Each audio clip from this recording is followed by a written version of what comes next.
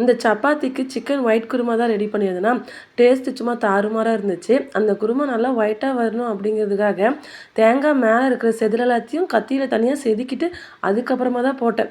என்னன்னாலும் குருமா வந்து கலர் மாறக்கூடாது அப்படிங்கிறதுல நான் தெளிவாக இருந்தேன்.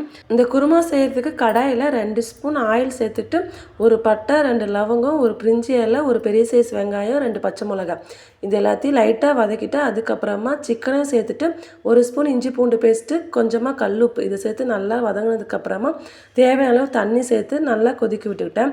அதுக்கப்புறமா தேங்காய் கூட 4 முந்திரி பருப்பு, 1½ ஸ்பூன் பொட்டுக்கடலை, 1/2 ஸ்பூன் சோம்பு, 1/4 ஸ்பூன் கசகசா இது எல்லாத்தையும் சேர்த்து நல்லா நைஸாக அரைச்சிக்கணும். சிக்கன் நல்லா வெந்து வந்ததுக்கப்புறமா அந்த தேங்காய் பேஸ்ட்டை சேர்த்து நல்லா ஒரு கொதி விட்டு கொத்தமல்லி இலை தூவி விட்டு இறக்குனா சிக்கன் ஒயிட் குருமா ரெடி ஆகிடும். நார்மலாக நம்ம சிக்கன் குருமா செய்யும்போது நிறையா மசாலா எல்லாம் ஆட் பண்ணி நல்லா காரசாரமாக இருக்கும். இதில் எந்த மசாலாவும் ஆட் பண்ணாதனால மைல்டாக டேஸ்ட் கொஞ்சம் டிஃப்ரெண்ட்டாக இருக்கும்.